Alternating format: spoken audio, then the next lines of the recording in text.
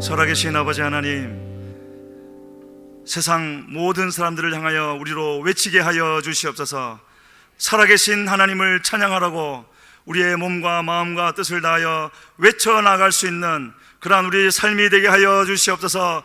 그것이 오늘 우리가 이 땅을 살아가는 이유인 줄로 믿사오니 주여 우리의 연약함을 도우시고 우리의 부족함을 채워주시어서 우리 주님 살아계심을 널리 전파하여 모든 이가 주님을 찬양할 수 있는 그날이 오게 하여 주시옵소서. 오늘도 주님 은혜 다하여 주시어서 말씀을 나눌 때 피차에게 이와 같은 은혜가 있어지게 하여 주시고 주를 위하여 살아갈 수 있는 결단이 다시 한번 있게 하여 주시옵소서. 예배의 시종을 주님께 이따가오며 예수님의 이름으로 기도드렸습니다. 아멘. 우리 찬양 한 장 부르고 가겠는데요, 이제 내가 살아도 느리지 않게 보통 빠르기로 그렇게 하겠습니다.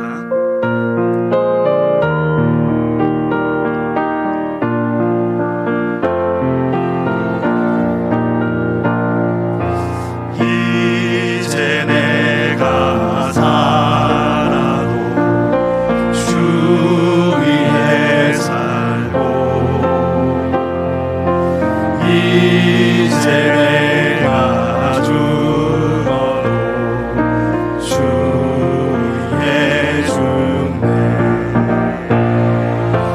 하늘 영광 보여주며 나로라 하네.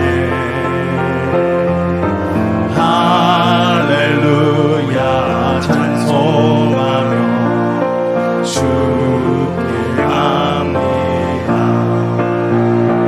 그러므로 나는 살아 죽으나 주님의 것이요 살아 죽으나 살아 죽으나 날 위해 피 흘리신 내 주님의 것이요 이제 내가 살아도 저 천국 가고 이제 내가 이 주 위에 있네. 주 위에 우리 예수 찬송하며 우리 예수 찬송하며 나는 가겠네. 나는 가겠네. 천군 천사 나팔 불며 천군 천사 나팔 마중 나오네. 마중 나오네. 그러므로 나는 살아 죽으나 주님의 것이요 살아 죽으나 살아 죽으나 날 위해 피 흘리신 내 주님의 것이요. 아멘.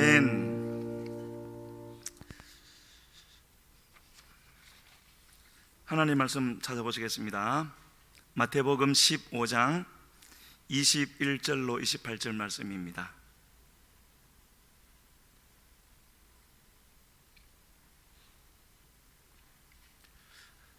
21절부터 28절까지 함께 읽겠습니다.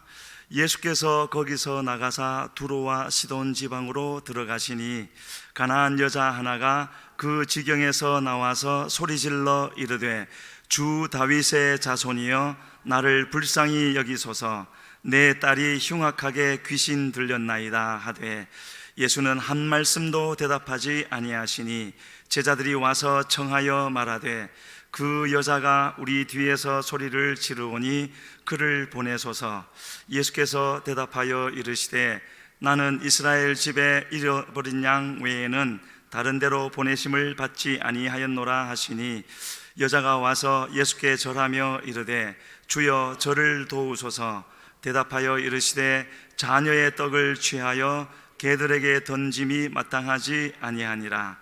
여자가 이르되 주여 올소이다마는 개들도 제 주인의 상에서 떨어지는 부스러기를 먹나이다 하니 이에 예수께서 대답하여 이르시되 여자여 내 믿음이 크도다. 내 소원대로 되리라 하시니 그때로부터 그의 딸이 나으니라. 아멘. 이전에도 이 말씀을 나눈 적이 있었지만 오늘은 지난 몇 주 동안 나눈 대로 남은 자, 또 이방인의 구원, 그 관점에 조금 더 초점을 두고 다시 나누도록 하겠습니다. 제가 학교 다닐 때, 신학교 말고 일반 학교 다닐 때 친구에게 전도를 했는데 그 친구가 뭐라고 하면서 거절했느냐면은 이 기독교는, 유대교는 유대인의 민족 종교가 아니냐, 그런데 우리가 왜 믿느냐, 그렇게 말을 한 적이 있었습니다. 그래서 요즘에 신학자들 중에서도요, 자유주의 신학자들은 성경이 현대적인 상황과 맞지 않고 또 윤리적으로도 도저히 납득이 안 되는, 실제로 그런 일들이 있었죠. 야곱의 넷째 아들 유다는 며느리 다말 사이에서 예수님의 계보를 이어가는 일도 있었지 않습니까? 뭐 그런 면도 분명히 있기는 하지만, 그러면서 윤리적으로 납득이 되지 않고 또 이스라엘만 편애하는 그런 독선적인 하나님이다, 그렇게 말을 하는 사람들이 있습니다. 뭐 그렇게 보면 그럴 수도 있겠지만 실제로 그건 하나님을 알지 못해서 그런 것인데, 그런데요, 오늘 본문에도 그 비슷한 흐름으로 예수님이, 그러니까 이스라엘만 편애하고 또 윤리적으로도 납득이 안 되는 그런 의미의 말을 주님이 하시는 것이 있습니다. 실제로 그랬다는 게 아니라 그렇게 보여지는, 그 여인이 오늘 본문에 나오는 참으로 귀한 사람이죠. 흉악히 귀신 들린 딸을 두고 와서 고쳐달라고 간청을 하는데 주님은 그 여인을 정말 박대하셨죠. 나는 이스라엘의 잃어버린 양들에게만 간다, 그렇게 하셨습니다. 그 뒤에 내용도 들어보면은 이와 같은 말씀을 좀 더 한 두세 번 더 강조하다가 나중에는 마지못해서 그 딸을 고쳐주시는 것 같은, 그렇게 볼 수 있는 내용들이 있는데, 그런 것이 전혀 아니라는 것 아마 여기 계신 분들은 잘 알고 계시죠. 예수님이 부활하시고 또 승천하시기 직전에 제자들에게 두 번 간곡하게, 아주 특별하게 부탁하신 말씀이 있었습니다. 첫 번째는 갈릴리 바다에서였죠. 마태복음 28장에 나오는 대로 너희는 가서 모든 족속으로 제자를 삼으라. 유대인이 아니죠, 모든 족속으로. 또 승천하시기 바로 직전에는 예루살렘 감람산에서 성령을 받고 유대와 사마리아와 땅끝까지 이르러서 내 증인이 되라 라고 두 번 말씀하심으로 결코 유대인들의 구원만을 위해서 오신 것이 아니라는 것 아주 분명하게 말씀하셨습니다. 그 말은 곧 무슨 뜻이겠습니까? 하나님, 예수님의 말씀은 구원을 주시는 생명의 말씀인데, 그 말씀은 이스라엘이라는 그 작은 땅 안에 이렇게 묶여 있을 수 있는 말씀이 아니라는 거죠. 전 세계를 향해서 퍼쳐나가야 되는 것이고, 그 일을 위해서 이제 우리를 보내신다는 것 아니겠습니까? 그러면서 예수님은 공생애를 사시면서도 그 시범을 보이셨습니다. 유대인들은 절대 가지 않는 사마리아 지역 수가성, 구약에는 세겜이라고 되어져 있는 이 수가성에 가서 이전에 5 남편이 있었고 지금은 6번째 남자와 살고 있는 참으로 불쌍한 그 여인을 만나 주셨고요. 그래서 그의 속에서 영원하도록 솟는 샘물을 허락해 주셨습니다. 그리고 오늘 본문도 마찬가지인 거죠. 더 멀리 가셔서 이방 땅, 이 가나안 여인을 성경 어디에서는 수로보니게 그렇게 말하고 있죠. 수로보니게 여인. 이 수로보니게가 무슨 말이냐면은 오늘날로 하면은 시리아, 수로는 시리아, 보니게는 베니게 지역, 그 지역이 바로 시리아 지역하고 베니게 지역 그 부분이기 때문에, 그러니까 말씀드리는 것은 완전한 이방 땅이라는 겁니다. 그래서 예수님은 단 한 번도 이방인을 거부하신 적도 없고 이스라엘을 편애하신 적은 더 없는 거죠.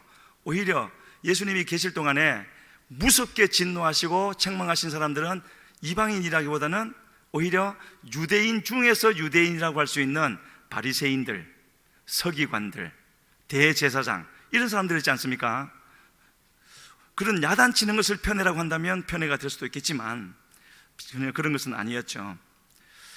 이제 그 사람들은 그렇게 책망한 것은 그러지 말아야 되는데, 그들이 먼저 예수님을 알고 하나님을 알고 눈을 떠서 아직도 눈이 감겨있는 소경된 사람들을 주님께로 이끌으라고 그 자리에 세워주셨는데, 그들은 여전히 자기들부터 소경이 돼가지고 다른 사람은 더 소경되게 만들고 그렇게 하고 있었기 때문에 책망을 하신 거죠. 그 사람들, 그런 책망을 받은 사람들 얘기는요, 결코 오래전에 어떤 특별한 사람들 얘기가 아닙니다. 오늘 우리들 얘기인 겁니다. 우리를 하나님이 어떤 존재로 세우셨습니까? 바로 예수님을 전하라고, 아직 주님을 알지 못하는 사람에게 복음을 전해서 주님께로 이끌라고 보내신 것 아니겠습니까? 그것이 오늘 우리가 살아가는 우리의 삶의 이유가 되어져 있습니까? 스스로에게 한번 그렇게 물어보시고요. 그런데 그렇게 하지 않고 있다면 왜 하지 않는가 하는 걸 생각해 봐야 되는 거죠.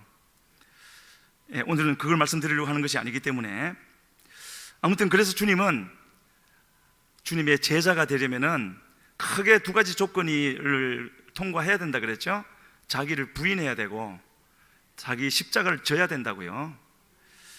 그거는 잘 아시는 말씀이니까 그렇게 하고, 그래서 오늘은 이미 이 가나안 여인에 대한 이야기는 잘 아시지만 조금 더 세부적으로, 보통은 나무를 보지 말고 숲을 보라고 말을 하는데, 오늘은 숲도 보지만 나무 하나하나를 좀 자세하게 보는 그런 방식으로 말씀을 보겠습니다. 본문 21절에 보면은 주님이 거기서 나갔다고 그랬죠. 거기는 갈릴리 지역입니다. 갈릴리 지역에서 사역을 하시다가 어느 날 갑자기, 우리 보기에는 갑자기지만 주님은 갑자기가 아니죠. 항상 주님은 어떤 사역이 마치고 나면, 성경에 매번 다 기록되어져 있지 않지만 여러 번 기록되어져 있는 것은 제자들은 쉬되 주님은 쉬지 않고 기도하셨죠. 그것도 산으로 가셔서 때로는 밤을 새워 기도하시고 12제자를 세우시고, 또 제자들을 보내시면서 뒤따라 무리를 걸어서 가시기도 하시고, 이렇게 항상 주님의 하나님의 뜻을 구하셨기 때문에 이렇게 거기서 나가서 멀리 두로와 시돈, 수로보니게, 시리아와 베니게, 여기로 간 것은요, 하나님의 그런 말씀이 있었던 것이고 그 말씀 따라 간 것이었죠. 그래서 말하자면 지금 이방 지역으로 가셨습니다. 거기는 가까운 곳이 아니었고요, 갈릴리 지역에서도 최소 한 60-70km, 정확한 도착 위치를 알 수 없기 때문에 거리도 정확하지 않지만 최소 60-70km, 60-70km면은요 하루 만에 가기 힘든 거리입니다. 열심히 가면 갈 수는 있겠지만은요, 보통 하루에 열심히 가면 한 40km 가거든요. 그 먼 길을 가셨습니다.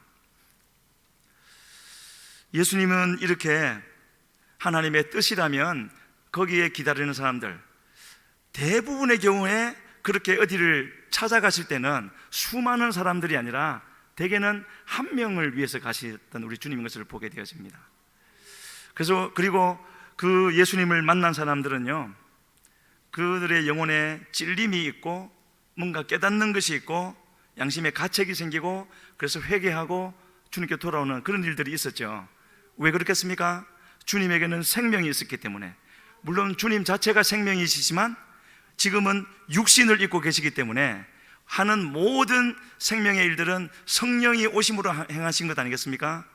그래서 그 성령이 함께 하시기를 위해서 그렇게도 더 기도하셨고 또 그렇게 나아가셨던 것인데, 주님은 그렇게 다니셨습니다.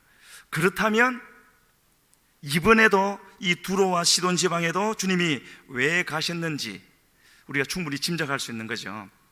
그래서 24절에 나는이라고 이렇게 시작하시면서 그 앞에 내용이 있지만 조금 이따가 더 자세히 말씀드리기로 하고요. 나는 이스라엘 잃어버린 양 외에는 보냄을 받지 않았다.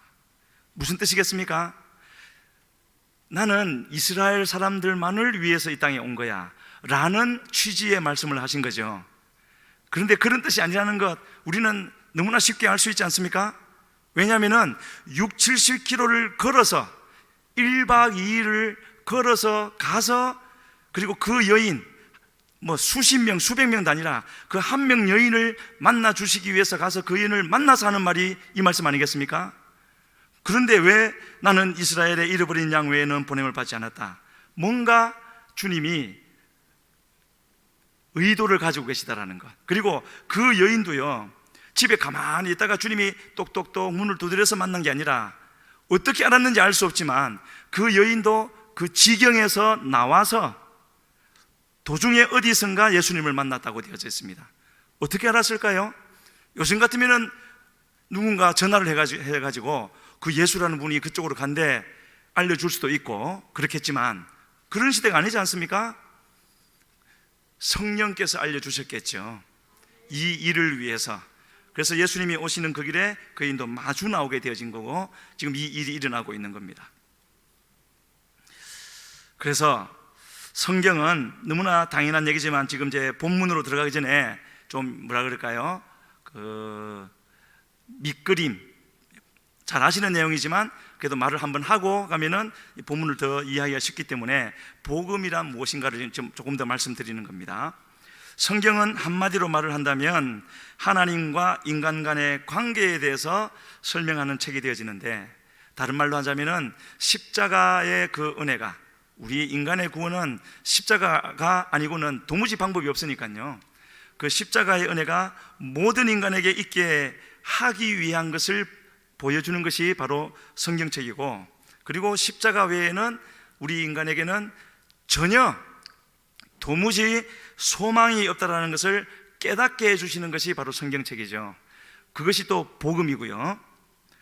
그런데 문제는, 성경은 그렇게 쓰여져 있는데 문제는 사람들이 복음을, 이 십자가 구원을 잘 받아들이지 않는다는 거죠. 특히 예수님이 그토록 또 책망을 자주 하셨던 그 굉장한 사람들, 서기관, 바리새인, 대제사장들, 머리도 뛰어나고 삶도 남들과 비교할 수 없는, 자기들 스스로가 보기에도 어렵다고 자부했던 그런 사람들에게는 더더욱 받아들일 수 없는 그런 내용이라는 것이 사실은 문제였습니다. 왜 그러냐면 자기들은 금식도 해야 되고 뭐도 하고 저것도 하고 저것도 하고 다 해야 되는데, 여기서 말하는 복음이라는 것은 아무것도 필요 없다 그러고 예수님만 믿으면 구원을 받는다고 하니까, 그들로서는, 아주 힘을 다해서 살아왔던 그들로서는 도저히 받아들이기가 쉽지 않은 그런 복음이었습니다.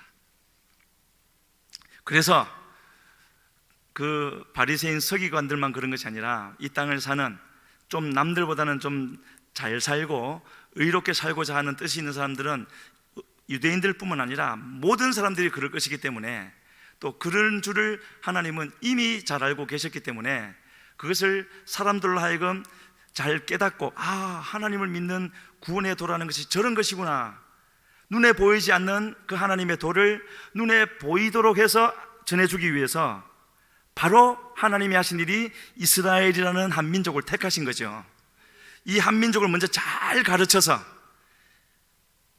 좁혀해도 예수님 오시기 2000년 전 아브라함을 택해서 그때부터 얼마나 자세하게도 또 아주 특별하게 놀라운 일들을 해서 가르쳤습니까? 그래서 그들을 잘 가르쳐 놓으면 그 일을 감당할 거니까, 마치 12제자를 준비해 놓으면 그 이후에 이렇게 되었던 것처럼요. 그것이 바로 이스라엘을 하나님이 택하시고 첫 열매라고 불러주신 이유였는데, 그것이 하나님의 그 훈련이 성공을 했습니까? 실패했습니까? 완전 실패였죠. 박살나게 실패를 했습니다. 하나님이 왜 이렇지? 이들을 위해서 내가 소비한 에너지가 얼만데 그렇게 좀 당황하셨겠습니까? 그런 줄을 알고 하신 거죠. 그런 줄을 알고 하신 것이 아니라 그렇게 되어지라고 하신 겁니다. 그렇게 되어지는 것을 이방인들에게 보여주기 원하셨던 거죠. 그 자리에 가야 되는 것이었습니다. 그러면 그렇게 실패할 것 같으면은 아예 말씀을 지키려고 애쓸 필요도 없고 그냥 그 로마서에 누군가에 나오는 것처럼, 그래서 바울 사도가 대답한 것처럼 은혜를 더하기 위해서 죄를 더 짓는 게 낫지 않느냐, 근데 그런 결론으로 가는 거죠. 그거하고는 또 다르지 않습니까? 하나님을 간절히 찾아야 되는 것이고, 내가 그냥 모든 걸 다 포기해서라도 주님을 믿는, 주의 구원을 받을 수 있는 자격을 이루어야지 하고 마음을 주님께로 향하고, 그리고 나서 실패하는 것하고 그냥 하나님도 모르고 살아가는 것하고는 다른 것이죠. 하지만 하나님께서 의도하신 것은 이처럼 이 이스라엘을 통하여서 사람은 실패할 수밖에 없다. 그렇다면 어떻게 해야 될 것인가 하고 눈을 들어보니까 예수 그리스도가 십자가에 달리셔 죽으셨고 모든 죄의 문제를 해결하셨다고 하는 그 말이 그때 들려올 때 이렇게 되는 거죠. 그 일을 잘 감당하라고 이스라엘을 택하셨는데 이스라엘이 그것을 감당을 못한 겁니다. 자기들은 저 다른 민족보다는 뛰어난 민족이고 말씀을 받았기 때문에, 성전이 있기 때문에, 제사가 있기 때문에 우리는 반드시 구원을 받을 수 있다 하고 이방 사람들을 멀리했던 것, 그것이 이방 사람들의 구원도 막았을 뿐만 아니라 자기들의 구원까지도 막고 있었던 것이었죠. 그래서 하나님은 이 이스라엘 백성들로서 뭐를 나타내기를 원하셨는가? 인간은 가만히 두면, 여기서 말하는 인간은 우리들입니다.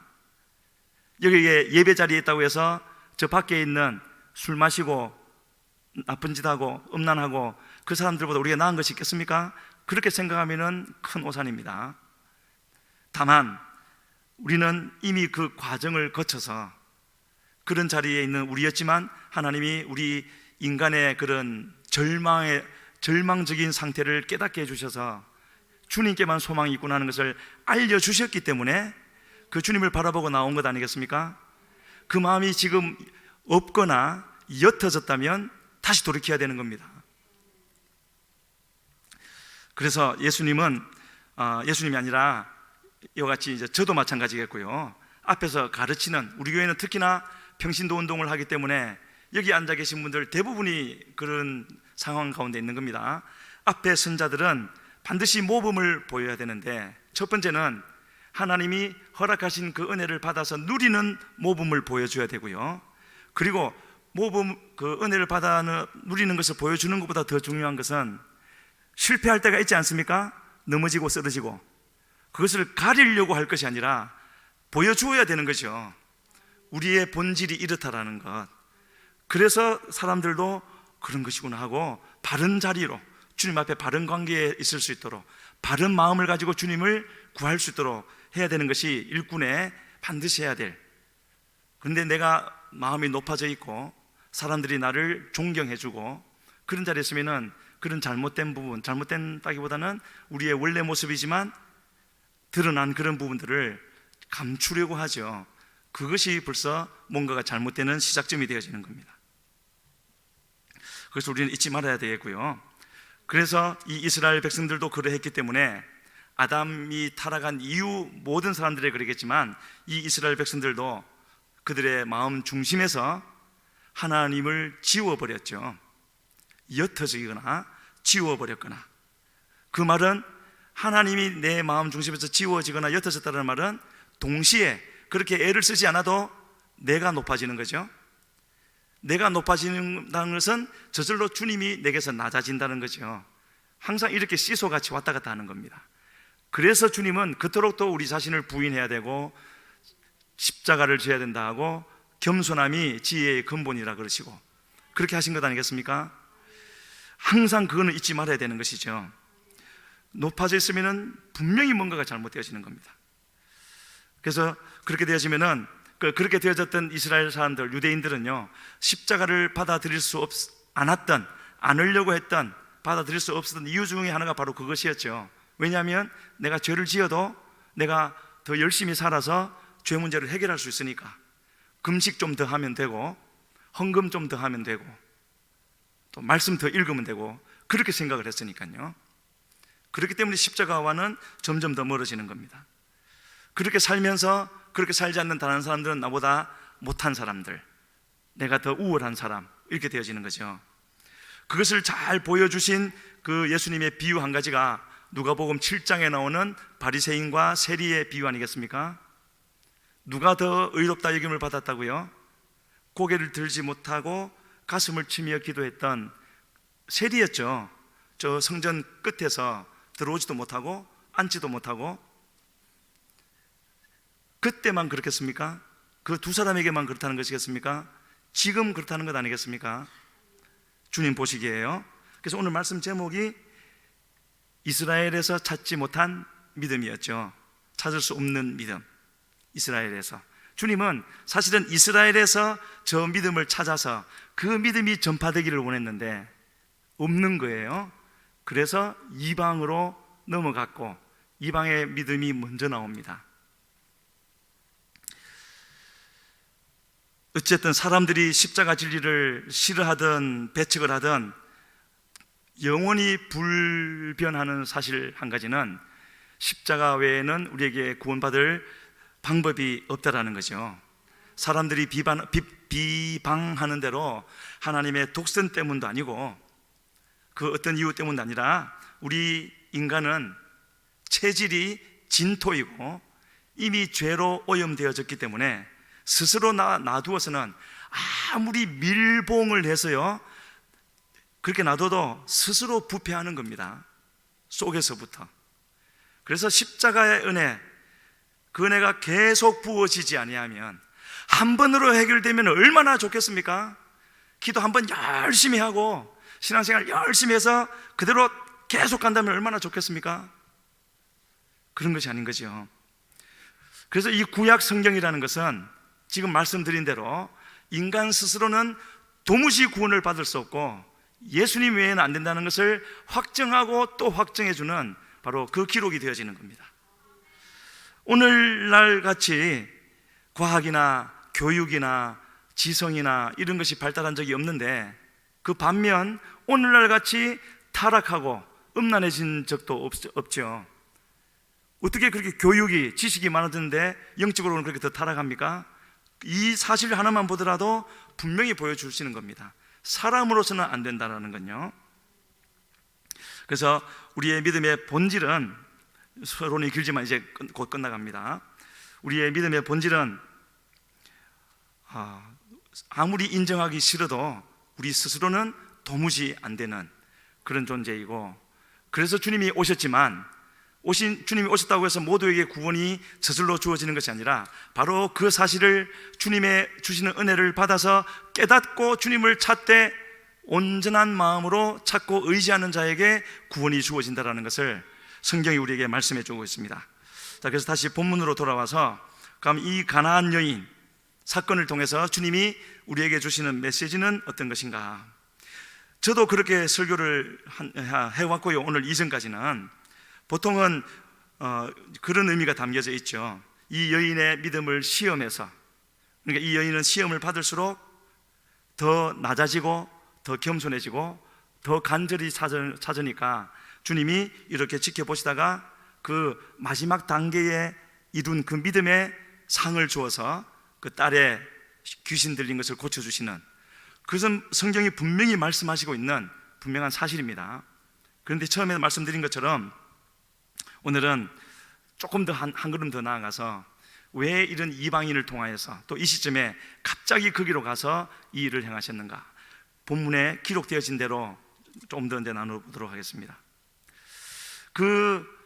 오늘 본문에 나오는 거기에 보면은 여인이 무슨 말을 했을 때 예수님의 반응, 두 번째는 제자들이 뭐라고 했을 때 예수님의 반응, 또 세 번째 또 여인이 뭐라고 했을 때 예수님의 반응, 이 세 번의 예수님의 반응이 있습니다.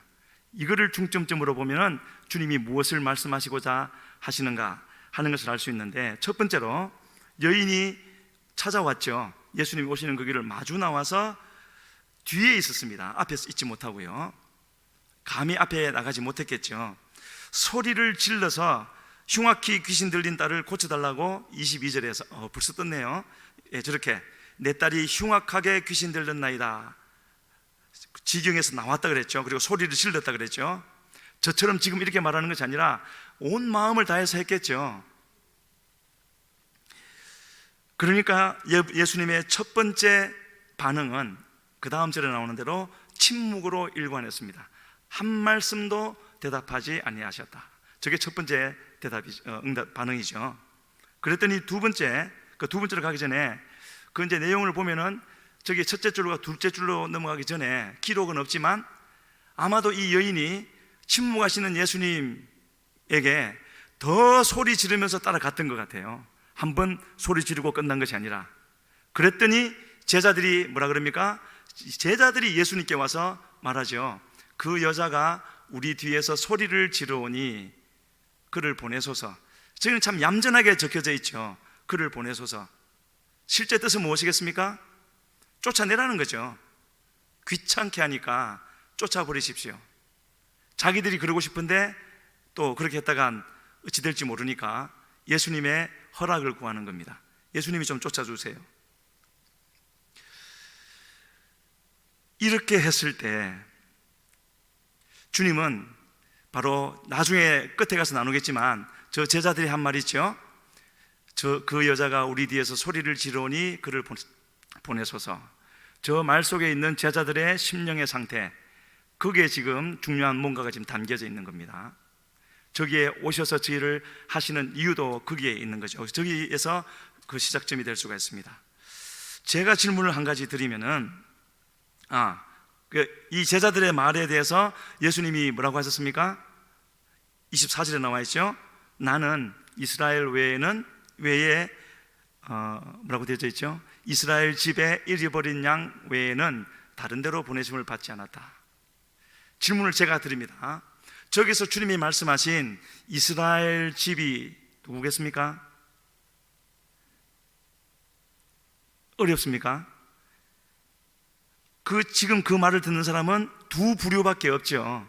12제자와 이 여인. 그럼 이스라엘 집에 라는 것은 누구를 가리켰겠습니까? 지금 답을 하라는 게 아니고 마음속에 한번 그 마음을 두시고요. 또 한 가지 질문은요, 저 순간에 예수님 보시기에 예수님께 더 가까이 있는 사람이 누구겠습니까? 12제자겠습니까? 이 여인이겠습니까? 답을 안 하셔도 됩니다. 예수님밖에 답이 없어서 찾아와서 소리 지르며 도움을 구하는 그 여인을 쫓아내라고 하는 제자들이 주님께 가까운가? 그럼에도 불구하고 주님만 바라보고 있는 그 이방 여인이 더 주님께 가까운가? 그걸 질문을 드린 겁니다. 그리고 나서 이제 그렇게 했더니 나는 이스라엘을 집에 잃어버린 양 외에는 보냄을 받지 않았다 라고 했을 때 그 말을 이 여인도 들었겠죠. 상황상 들었겠죠. 그랬더니 이 여인은 어떻게 했습니까? 나는 안 되는가 보다. 저기 제자들이 둘러싸고 있어서 가까이 갈 수도 없고 나는 이방인이니까 하고 물러간 것이 아니죠. 뭐라고 했습니까? 25절에 여자가 왔죠. 원래 있던 자리가 아니고요, 더 가까이 왔습니다. 아무것도 막을 게 없다라는 거죠. 와서 어쨌다고요? 예수께 절했죠. 저기에 벌써 그 여인의 주님을 향한 믿음이 다 담겨 있는 겁니다. 저 두 마디예요. 와서 절했다라는 건요. 절하며 뭐라 그랬습니까? 주여 저를 예수님, 내가 예수님 만나기 전까지 예수님 잘 믿었고 교회 생활 어떻게 했고 헌금 그런 거 전혀 말 없죠. 그냥 도와달라는 겁니다. 그리고 주여 저를 도우소서. 저 짧은 것만 우리가 묵상해도 오늘 하려고 하는 말이 다 나오는 겁니다. 그랬더니 주님이 감동하시고 아이고 그래 네가 그런 믿음을 가졌구나 그러셨습니까? 그럴 것 같으면 아예 저렇게 시작도 안 하셨겠죠. 그냥 멀리서 두로와 시돈 지방까지 6-70km 걸어가실 것도 없이 그냥 기도하셔서 고쳐주시면 되지 않습니까? 그런데 뭔가 주님은 하시고자 하는 게 있었습니다. 그래서 그때 당시에 이스라엘 사람들의 이방인에 대한 관습대로 좀 더 좁히면 12제자들을 마음속에 지금 일어나는 그 마음 그대로 그것을 예수님이 입으로 말씀하셨습니다. 뭐라고요? 자녀의 떡을 취하여 개들에게 던짐이 마땅하지 아니하니라. 이제 제 생각이지만은요, 제자들이 갑자기 예수님이 어디를 가자 분명히 그랬었을 것 같아요. 두로와 시돈으로 가자 그러지 않고 그냥 가자. 어디로 갑니까? 그냥 가자 그러셨을 것 같아요. 근데 가다 보니까 이스라엘 국경을 넘어서 이방 땅으로 가거든요. 뭔가 마음이 불편해지기 시작하죠. 개와 같은 이스라엘 이방 사람들 땅으로 왜 가실까? 그것도 너무나 이스라엘과 사이가 나쁜 두로와 시돈. 두로 시돈은 정말 악한 그런 역사들이 있죠. 이세벨 고향이 시돈 아니겠습니까? 그랬는데 주님이 저 말씀을 하시거든요. 자녀의 떡을 취하여 개들에게 던짐이 마땅하지. 그러면 그렇지. 아무리 여기까지 왔지만 저 사람들을 우리하고 똑같이 대해줄 리가 없지 라고 생각을 했을 것 같은데, 여기까지 예수님이 보이신 반응을 보면은 처음에는 침묵하셨고 두 번째는 거절하셨죠. 이스라엘의 잃어버린 그렇게 하시면서 세 번째는요, 개들이라고 말을 하면서 모욕을 하신 겁니다. 그러니까 지금 우리가 어떤 관점에서 봐야 되느냐 하면, 이렇게 무대가 있으면은요, 사실 이 12제자들은 엑스트라이고요, 엑스트라가 아니고 정확히 말하면 견학하는 사람들입니다. 예수님이 이 12제자를 이번에는 특별 교육을 시키기로 한 겁니다. 이스라엘에서 믿음을 못 찾았다는 말은 12제자에게도 못 찾았다라는 거죠. 바로 그 믿음을 지금 이 12제자에게 보여주시기 위해서 오늘 특별 강사를 초청한 겁니다. 그 특별 강사가 누구라고요? 이 가나안 여인인 거죠. 그렇게 우리가 봐야 되는 것이고요. 그래서 주님이 일부러 침묵하시고 거절하시고 모욕까지 시킨 겁니다. 이 여인을. 하나님 앞에서 주인공은 예수님과 이 여인 두 사람인 거죠. 두 사람이 무대 위에서 지금 모든 걸 하는 겁니다. 그랬더니 이것이 성령의 역사라는 것을 분명히 보여주는 것이 바로 이 여인의 그 다음에 한 말이죠. 27절에 주여 올소이다마는 개들도 제 주인의 상에서 떨어지는 부스러기를 먹나이다 이렇게 했고요. 그러니까 예수님이 그제서야 세 번째 반응이자 마지막 반응으로 뭐라 했습니까? 28절에서 여자여 내 믿음이 크도다 내 소원대로 되리라 하시니 그때로부터 그의 딸이 나으니라. 한 번 더 질문 드리겠습니다. 처음에 주님이 이렇게 하실 생각이 없었는데 이야기를 하다 보니까 이 사람 믿음이 괜찮네 하고 이렇게 하신 겁니까? 원래 이런 믿음인 줄 알고 오신 겁니까? 대답은 각자 하시고요. 그런데 주님이 이 일을 통해서, 이 여인을 통해서 실제로 의도하신 것은 무엇인가? 참 너무나 당연한 얘기지만 성경은 너무나도 뭐라 그럴까요? 짧으면서도 깊고 정확하고 하나님의 그 놀라우신 구원의 경륜이 그 글 속에 더딥혀져 있는 그런다는 것, 성경을 읽을 때마다 계속 발견하게 되어지는데요. 그러한 주님의 진짜 의도를 알 수 있는 것, 아까 오면서 잠깐 말씀드렸지만 알 수 있는 부분이 23절 끝에 나와 있는 대로 우리 제자들이 한 말이죠. 우리 뒤에서 소리를 지르오니 그를 보내소서. 바로 여기에 담겨 있는 이 제자들의 심령 상태, 신앙의 상태, 믿음의 상태 뭐겠습니까? 여전히 예수님을 따르는 12사도, 12제자 수백 명, 수천 명이 따라다니는 가운데 그 중에 70문도도 있었겠고 또 좁혀서 12명의 정예 부대인데 그들의 마음은 여전히 예수님을 알기 전과 다를 바 없이 이방인에 대해서는 그대로 장벽이 그대로 있는 거였죠. 예수님의 사역, 예수님이 십자가 사역만 이룰 것이었다면 그렇게 3년 반 공생애를 할 필요가 없는 것 아니겠습니까? 십자가에 죽으시면 되죠. 그런데 왜 3년 반 동안 그 많은 일들을 그렇게 하셨습니까? 제자들을 세우기 위함이죠. 예수님은 가실 거기 때문에 성령이 오시지만 그 성령은 누군가를 통해서 역사를 하셔야 되는데 그 사람들을 세우기 위한 것이 아니겠습니까? 그런데 이제 얼마 남지 않았는데 예수님이 이 땅에 계실 시간이 마태복음 15장이면 얼마 남지 않았습니다. 그런데 여전히 저들은 저런 상태에 있었기 때문에 예수님은 오늘 특별 교육을 하고 계신 것이고요. 그래서 처음에 여인의 소리 지르면은 침묵하셨지만 이 제자들이 보내소서 할 때는 24절에 예수께서 대답하여 이르시되 이렇게 말하고 있습니다. 누구에게 대답하신 거죠? 제자들이 말을 했으니까 제자들에게 말씀하신 거죠. 무슨 말씀이요? 이스라엘 집에 잃어버린 양 외에는 보냄을 받지 않았다. 그 말이 여인에게 한 말이 아니고 제자들에게 한 말이었습니다. 그렇게 하시고 나서 제자들이 어떻게 반응을 하는가 하는 것을 주님이 보신 것이고요. 아까도 말씀드렸지만 제자들은 드디어 예수님이 우리 생각대로 하시는구나 했겠지만은요, 지금 주님은 그 말씀을 하심으로 제자들에게 실제로 질문하신 내용은 너희들이 믿는 나는 유대인의 메시아냐 이 세상 모든 사람들의 메시아냐, 그걸 지금 묻고 계신 거고요. 동시에 그 여인에게도 아마 질문이 던져졌을 것 같습니다. 지금 내 제자들은 너에 대해서 이렇게 말을 하고 있는데 너는 이 제자들의 말에 대해서 어떻게 하겠느냐, 어떻게 대처하겠느냐, 그렇게 질문을 하신 것이라고 볼 수 있는 거죠. 예수님이요, 성경 어디에서도 예수님께 겸손한 마음으로 간절히 도움을 구하는 사람에게 이렇게 박대하고 냉정하게 대한 적이 없지 않습니까?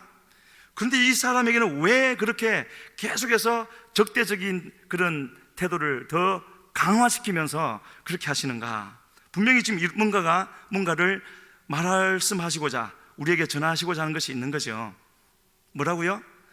이스라엘에는 지금 이 여인에게 있는 믿음만큼 되는 믿음이 없었기 때문에, 이 여인은 예수님을 어렴풋이 알다가 이 자리에 와서 기도하다 보니까 믿음이 점점점 커진 것이 아니라 원래 그런 믿음의 사람이었고, 지금 처음 와서 소리 질렀을 때에 말하자면요, 처음 찾아와서 소리 질러서 그 한 것이 그가 가지고 있는 믿음의 50%였다면 와서 절하고 나를 도우소서 한 것은 80%였다면 개들도 부스러기를 먹습니다 한 이것은 그에게 있는 믿음을 전부 다 드러나게 하기 위한 하나님의, 예수님의 인도하심이었죠.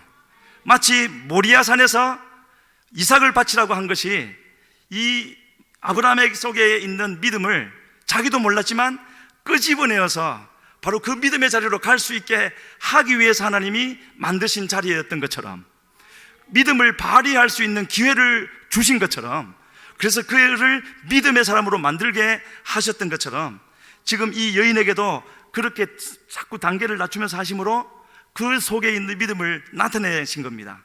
누구를 위해서요? 12제자들을 위해서. 이 사람들도 이 여인의 믿음을 가져야 되는 거죠. 그렇지 않고는 아무리 예수님이 죄의 문제를 해결하시고 떠나가시고 성령이 오셔도 안 되는 겁니다. 스스로가 못 서 있는데, 죄의 문제를 해결하지 못하는데. 그러면 주님이 그토록 또 나타내기를 원하셨던 이 여인에게 있는 믿음이 어떤 것이었는가? 22절에 보면은 주 다윗의 자손이여라고 나오죠. 다윗의 자손이라는 말은요, 유대인들이 오실 메시아에 대해서 가지고 있는 특별한 호칭이죠. 다윗의 자손. 그래서 유대인 중에서도 병든 자나 소경이나 이런 사람들이 찾아와서 다윗의 자손이여 나를 원하시면 나를 깨끗게 하실 수 있나이다, 내 눈을 뜨게 할 수 있나이다. 바디메오도 그랬죠.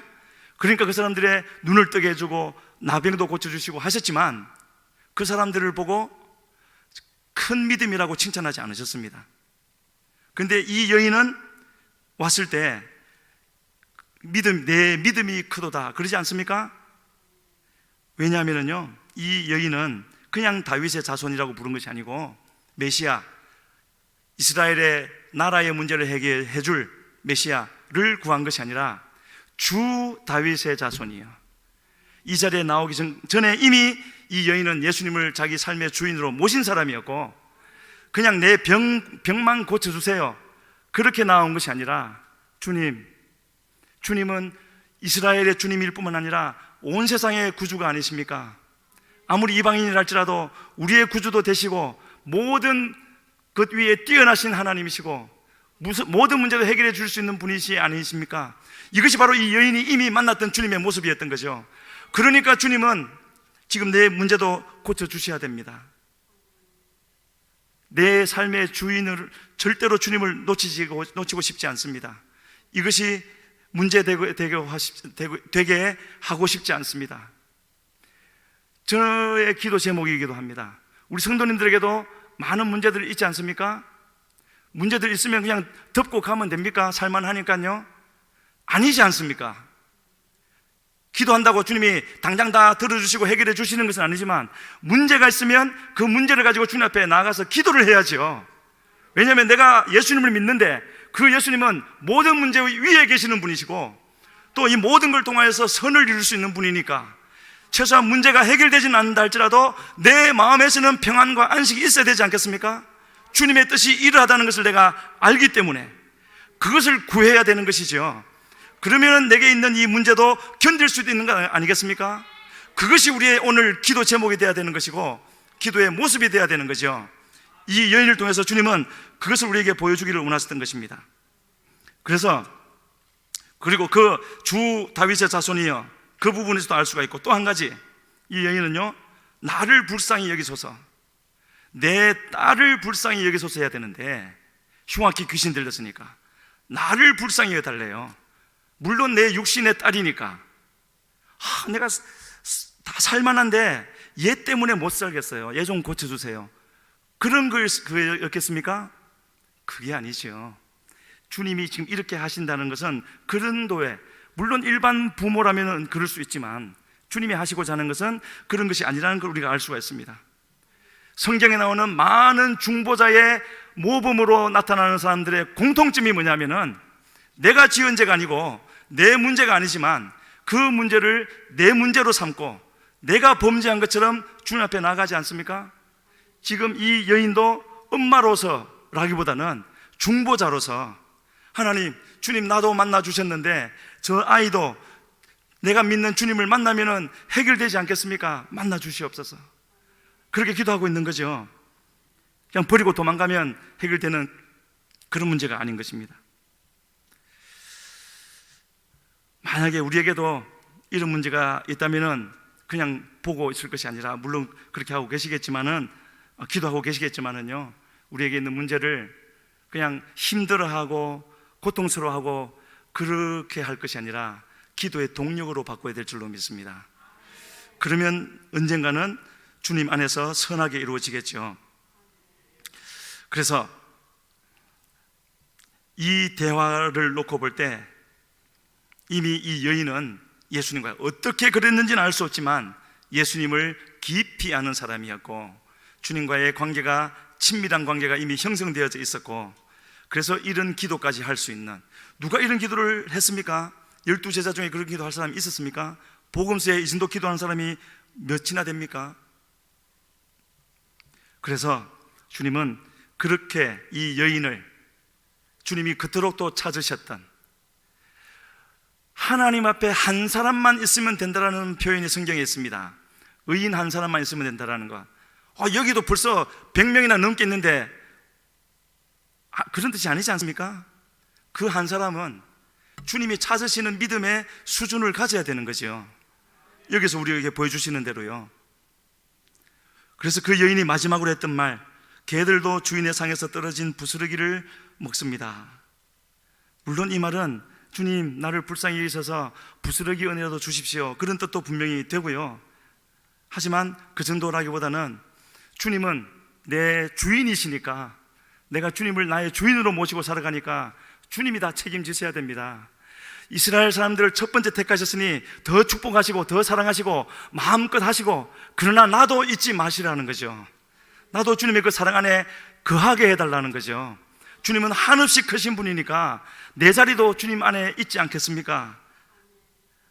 아마도요, 제 생각에 불과하지만 지금 주님이 3번 낮추셨는데, 3번이 아니라 또 3번을 더 낮추셔서 그 여인을 콱콱콱 밟았었어도 이 여인은 주님이 내려가라고 하는 그 자리에 기꺼이 내려갔겠죠.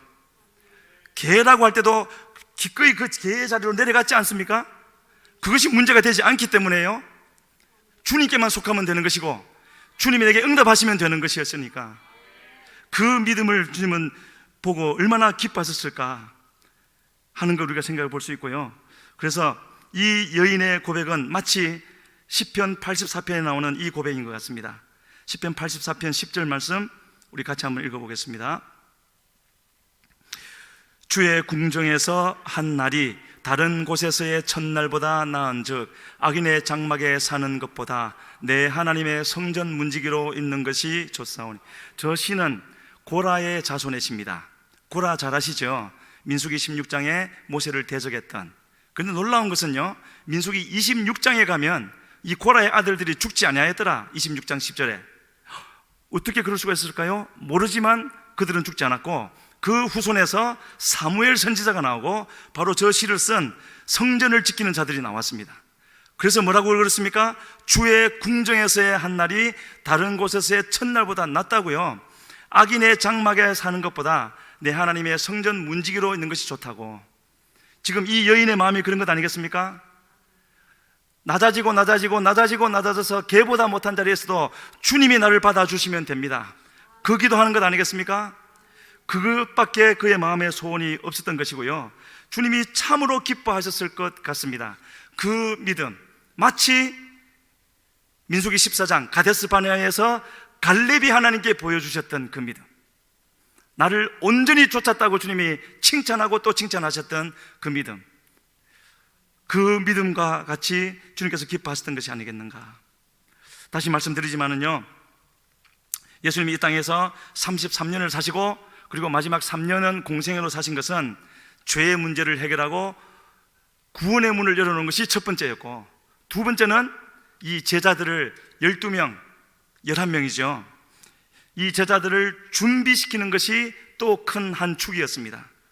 그래서 잘 준비되어지기만 하면은 이 11명, 나중에 한 명 보태져서 12명 점점 늘어나겠지만은요, 이들이 세상을 뒤집어 놓을 거기 때문에 주님은 여기에 집중을 하셨고, 복음서에 기록된 상당 부분도 바로 이 제자들에게 집중됐다는 것을 알 수가 있고, 그리고 오늘 이 특별 강사를 초청해 놓고 이 제자들에게 너희들의 믿음 수준보다 훨씬 더 깊은 믿음이 있다는 것을 보여주셨다는 거죠. 마음에 간절한 소원이 있습니다. 물론 교회의 부흥에서 숫자가 늘어야 되지만은요, 지금 한국 교회의 초등학교 복음화율이 몇 퍼센트인 줄 아십니까? 3%입니다. 그들이 자라서 어른이 되어지면 초등학생이 3%인데 중학교, 고등학교, 대학교를 가면 더 줄어듭니다. 그들이 어른 되는 한 세대 후에는 한국교회 어떻게 되겠습니까? 우리는 다른 것 힘써야 되지만 다 힘쓰는 가운데서 특히 우리 다음 세대에 바로 이 여인이 가졌던 그 믿음, 어떠하다 할지라도, 심지어 주님이 우리를 낮추시고 콱콱 밟는 일이 있다 할지라도 그냥 주님은 떠나지 않겠다고, 주님이 나를 받아주시면 그것으로 된다고 할 수 있는 그런 믿음을 가진 사람들을 키워내야 되는 것이죠. 그것이 우리 한국교회의 희망이 되고 또 우리 해운대 순복음교회의 희망이 될 줄로 믿습니다. 주님이 이 제자들을 위해서 가르쳐 주셨던 특별 강의 또 한 가지가 있는데요, 그것이 누가복음 7장 9절에 나오는 로마 백부장 얘기지요. 이 9절만 잠깐 읽고 넘어가겠습니다. 누가복음 7장 9절 같이 읽겠습니다. 예수께서 들으시고 그를 놀랍게 여겨 돌이키사 따르는 무리에게 이르시되 내가 너희에게 이르노니 이스라엘 중에서도 이만한 믿음은 만나보지 못하였노라. 이스라엘 중에서도 이만한 믿음은 만나보지 못하였노라. 아무도 없는 겁니다. 이스라엘 중에는. 저 믿음, 주님이 말씀하시면 종은 듣게 되어져 있습니다. 그러니까 말씀하십시오. 우리 집에까지 오실 필요 없습니다. 그 믿음요, 사람을 외모로만 판단하는 제자들에게 주님은 저 믿음을 지금 가르쳐 주셨던 것이고요, 그들 속에 있는 잘못된 편견, 잘못된 신앙사상, 그거를 지금 깨트려셔야만 이후에 성령이 오실 때 성령이 그들과 함께 하실 수가 있고, 그들이 주님의 맡기신 일을 감당할 수 있기 때문에 주님은 지금 이 일을 하고 계신 것이고요. 자, 마지막 말씀 드리고 우리 기도도 하겠는데요, 하나님은, 예수님은, 또 지금도 하나님 보좌 우편에 계신 우리 예수님은 다른 것 찾으시는 것이 아닙니다. 믿음 있는 자를 찾으십니다. 큰 믿음이라는 게 따로 있겠습니까? 작은 믿음이 따로 있습니까? 믿음은 하나밖에 없는 거죠. 온전하신 주님을 믿는 온전한 믿음, 내가 믿는 예수님이 온전한가 온전하지 않은가의 차이가 있는 것이지, 큰 믿음이 있고 작은 믿음이 있는 것이 아니라는 것을 오늘 본문에서 우리에게 말씀해 주고 있습니다. 그래서 믿음은요, 하나님의 능력을 빌어서 내가 필요한 것, 내 병을 고치고 내 사업이 잘 되고 내 필요한 걸 채워주는, 그것도 우리에게 주신 기도의 목적 중에 하나지만, 그것을 초보적인 믿음이라고 한다면, 큰 믿음은 주님을 우리가 믿어야 할 대로 믿어드리고, 그 주님이 나를 향하여 두고 계신 그 계획, 우리 몸된 교회를 향하여서 두고 계신 그 계획을 잘 깨달아 알아서 그 일을 위하여 온 성도가 함께 마음을 모두고 또 기도하고 헌신하는, 그것이 큰 믿음이 아니겠습니까? 그런 믿음의 자리로 나아갈 수 있는 우리 해운대 순복음교회, 우리 모든 성도님들 되기를 주님 앞에 간절히 소원합니다. 우리 시간에 같이 기도하겠습니다. 하나님, 이와 같이 주님이 찾으시는 믿음이었다는 것인가 하는 것, 천하고 천하게 여겨졌던 한 이방 여인을 통해서 보여주시니 주여 감사함을 드립니다. 주여, 오늘 우리도 그 믿음 갖기를 소원합니다. 주여, 가장 높으신 주님을 만나게 하여 주시옵소서. 모든 문제를 해결하신 주님을 만나게 하여 주시옵소서. 아무리 내가 낮아진다 할지라도 주님이 받아주시기만 하면 된다는 그 믿음 갖게 하여 주시어서, 주여, 주님으로부터 칭찬 듣게 하여 주시옵소서. 주여 부르시고 기도합니다. 주여,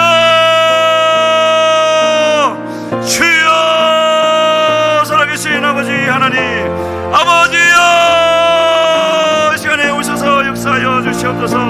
하나님, 우리의 연약함과 부족함과 아버지여, 우리의 완악함을 주님이 아시오매, 주여, 시간에 성령으로 역사하여 주시옵소서. 우리 속에 있는 이 완악함과 부족함과 주여, 깨지지 못한 이 교만함을 깨닫게 하여 주시옵소서. 보게 하여 주시옵소서. 그리함으로 주님이 보시고 기뻐하실 수 있는 사람들 앞에 세우고 주여 모본으로 세워 가르칠 수 있는 그러한 아버지 참된 주님의 증인이 되기를 원하오니, 아버지여, 역사하여 주시옵소서. 다시 한번 기도합니다.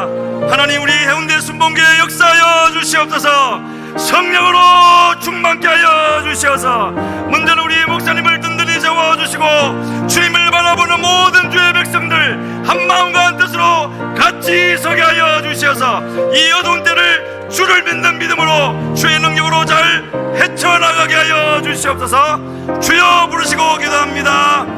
주여, 하나님,